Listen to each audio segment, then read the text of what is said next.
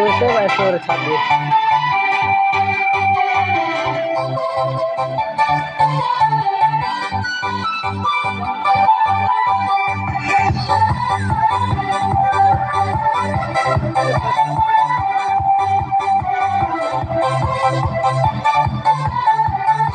Hei Khon khynroo Hei Khon khynroo Hei kai hua đến tóc gió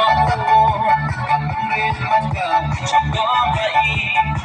lên xa đúng sukra đi Hei Khon khynroo Hei Khon khynroo Hei kai hua đến tóc gió cầm lên mắt cao trong đó bay lên xa đúng sukra đi